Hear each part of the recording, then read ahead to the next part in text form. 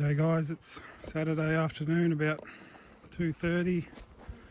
Nice sunny day. I thought I'd just come and check out what the bees are doing. So I've divided my hives into two lots. These are some of the smaller ones. I've just got them near the edge of town here, so I can tend to them a bit more regularly. Yeah, they're flying nicely. It's a nice warm day, so they're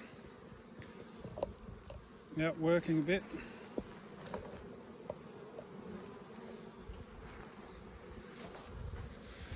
Yeah, these are mainly splits and that I've done during the year. Some of them are a bit weak. Just got to do a bit of work to them to try and get them up to strength. I've got 22 here. Just feeding them a bit. Feeding them a bit of sugar syrup and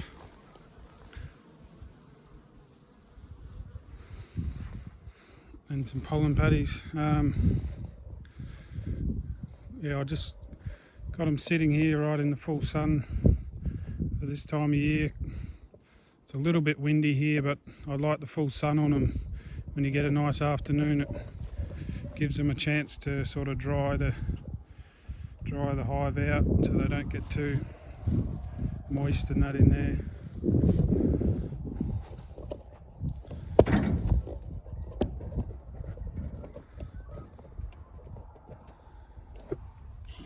So I just generally feed with a watering can. So I'll just fill that up and light a smoker and get started. So I've got two different types of feeders on the go. This first one here's got a frame feeder or an internal feeder. So I'll just lift up the corner of the mat there, and I haven't smoked these, but I can just sneak a little bit of feed in here. These first few aren't very strong hives, so they're not going to come out and attack me or anything. I think I like the internal feeders better. The only disadvantage is you're losing a frame in the hive.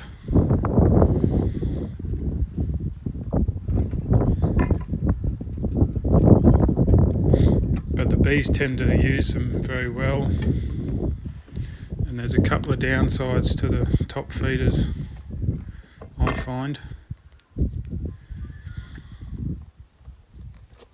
So I've just made up these shims to put on the hives so I can have these feeders on top.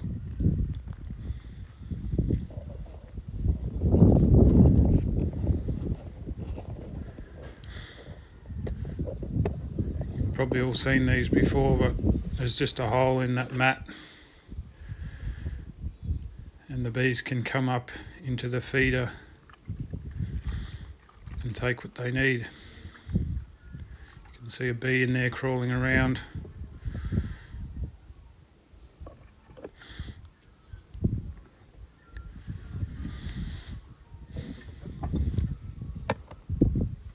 So I always keep my hive strapped down. There's kangaroos and things in this paddock, so I don't want them to not come along and knock a lid off or anything. So also helps keep it all closed up so the robber bees can't get in under the mat.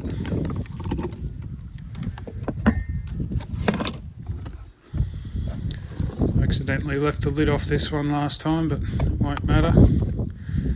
So here, just to encourage them a bit, I'm just going to dribble a little bit down the centre there, just a tiny bit. That'll just encourage the bees to come up and look for the feed.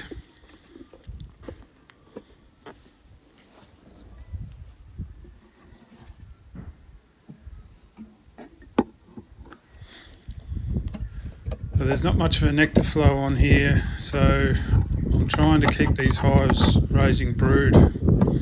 I don't want the numbers to just dwindle away, so that I always need them this time of year to just keep raising brood.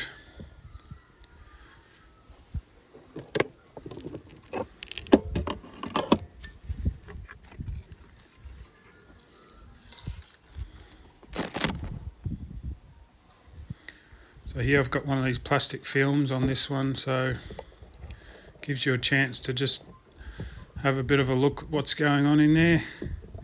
There's a pollen paddy I put on a week ago, so they're not consuming a whole lot of that. It's just a bit of a slow consumption rate, which I suppose is what you'd expect this time of year.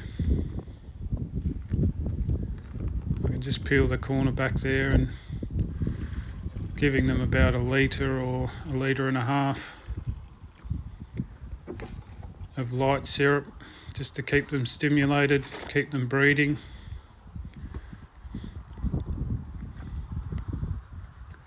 The other thing is, if they've got feed in the hive, then the foragers don't have to go out flying, which, you know, flying is a very taxing thing for a bee. It uses a lot of energy and it wears them out. So if they can just stay in the hive and feed, it saves them from getting worn out.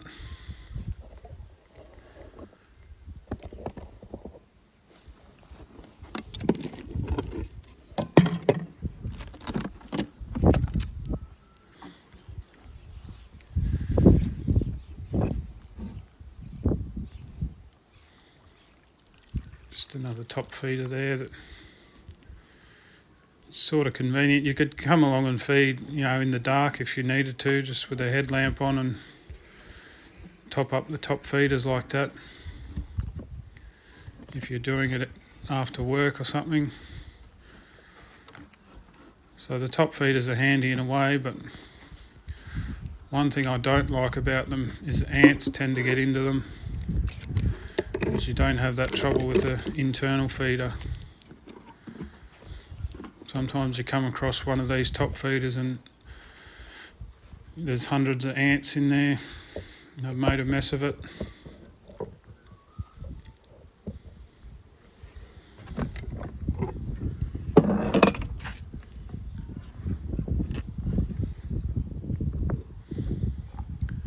I'd like to see a few bees up in there crawling around. It's a good sign that they'll come up and use the feed.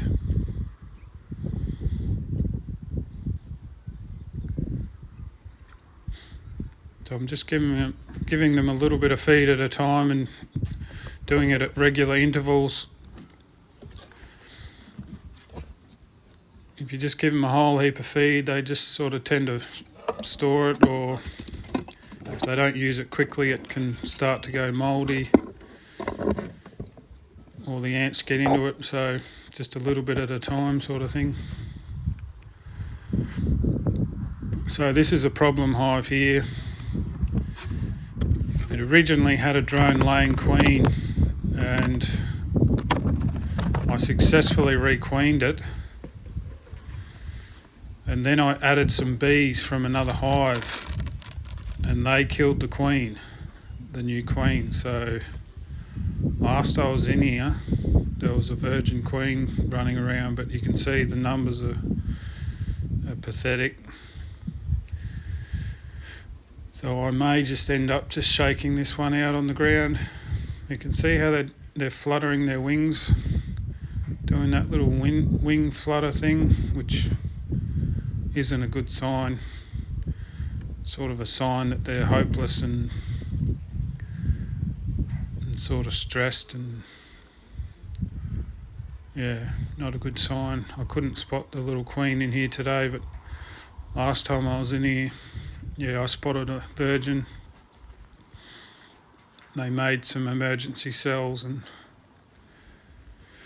yeah, I'm just going to give her a few more days and see, you know, best case scenario, if she establishes a bit of brood here, well, I could try and make something out of it, but really it's a bit of a hopeless case this time of year. And there's dead bees out the front, which I'd say there's been robbing going on because they have got no stores or anything. So I'd say the robbers know, you know, they target these ones.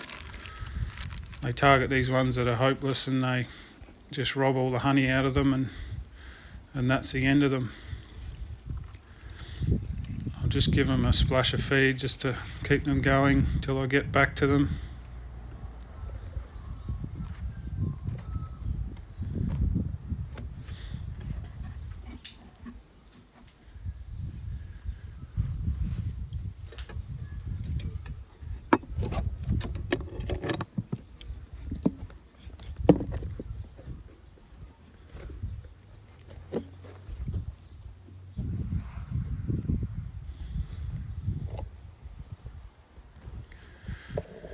So last time I was here, I brought this mini along with me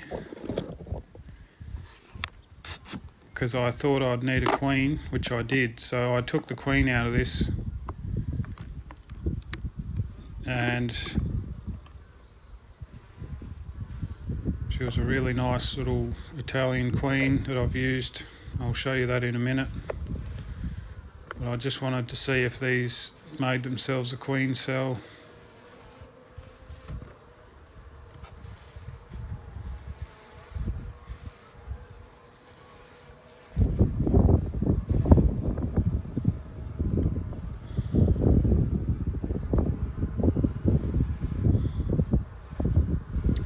Yeah, so they've made a queen cell there. They've got a bit of brood emerging, so I'll just leave them for now and see what happens with it. But it's a bit of a waste of time now. We're on the eve of winter, so probably end up just shaking this one out and shutting it down.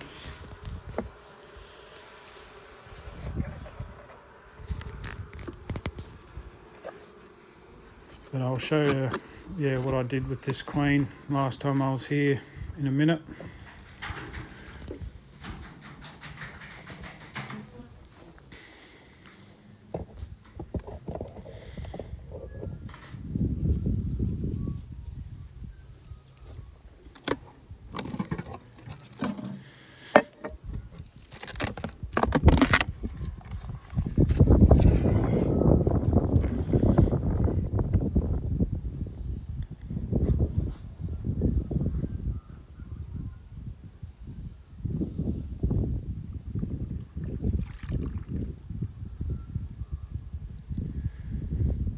So they're fairly safe, these feeders. The bees don't tend to drown in them, which is one positive, I suppose. If you don't know what you're doing, the internal frame feeders, you can drown a lot of bees in them sometimes.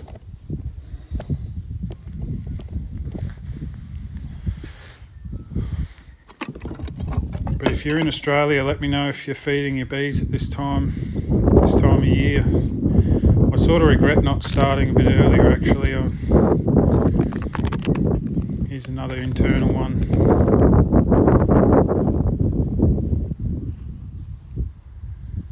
Looking back, I should have been a bit more organised and started feeding some of these little ones probably back in March.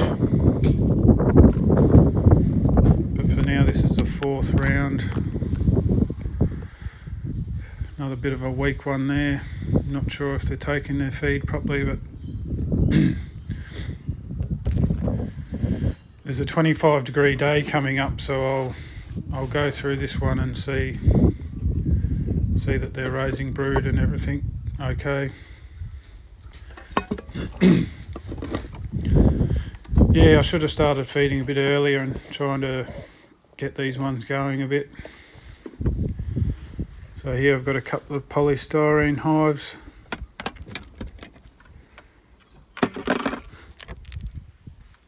So that's it's an 8-frame shim there on that one. It sort of fits on that 9-frame box pretty well. Just give these a bit of feed. I don't need to have a look in these ones today.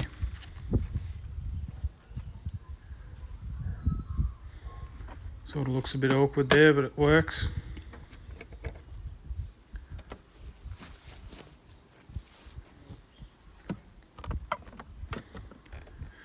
This one was one of my good hives that swarmed, and I found them in a tree and I just put them in this box. It's all I had at the time. So I've had to feed them up to get them to draw comb and that, but yeah, with this plastic film it's just handy to have a look, see what's going on in there. Can't see any beetles in this one, which is good.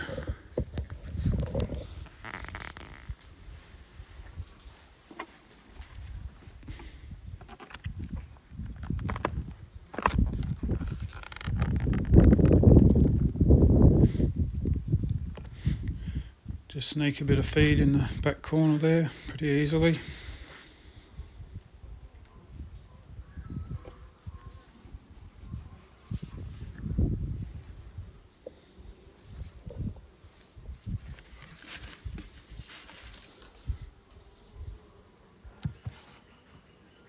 So yeah, without this feeding, a lot of these hives wouldn't be raising any brood at all.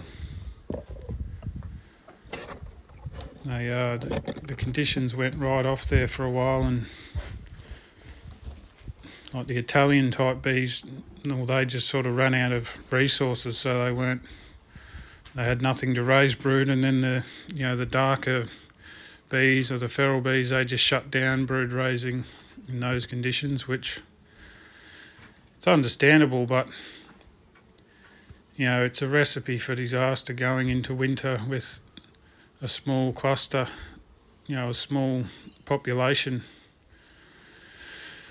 So this one with the pink dot, it's the one that I requeened with that queen out of the mini.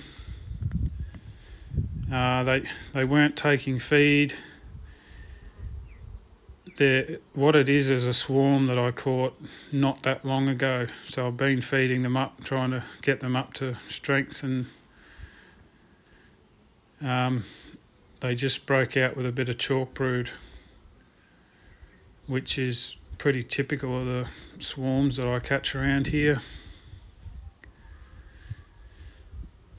A lot of them tend to break out with chalk brood for some reason. So I had that nice queen in that mini, so I put her in a introduction cage and put her in here about a week ago. So I'm just going to go in and check that she's okay.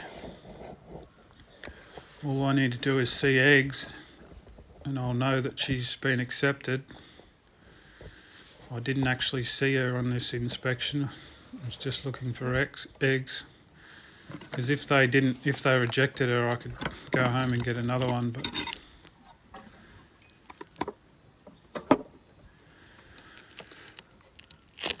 I'll just have a quick look in here.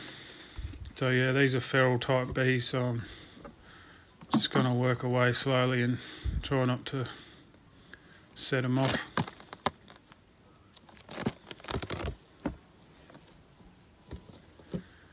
See a few beetles there.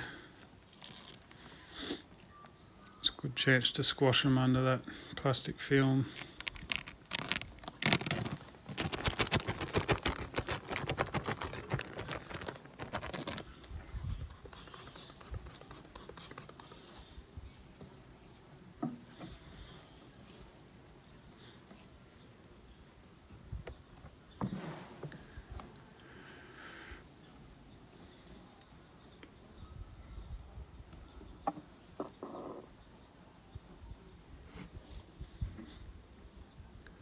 There's a decent bit of feed in this frame here.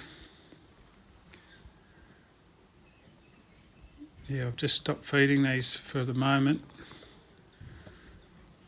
I'll probably come back and put a top feeder on them, one of those round ones.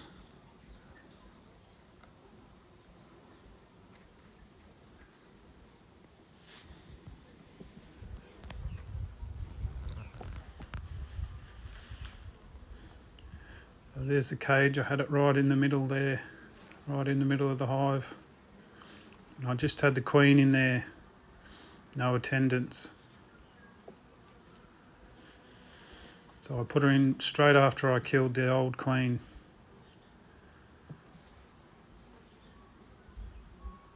And they all sort of jumped on the cage, which made me a bit nervous, the way they sort of reacted, but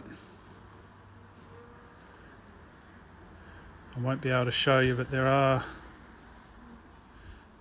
eggs in here, in amongst the old brood. Because they had chalk brood, the brood's all spotty and doesn't look very good at all, but the new queen's just going along, laying in any open cells. So there's a decent few bees in here, so I should be able to keep this one going.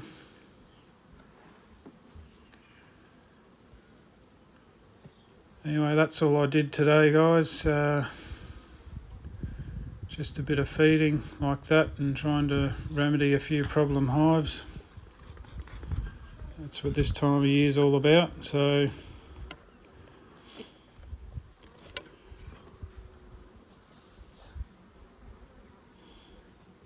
I'll see you again soon.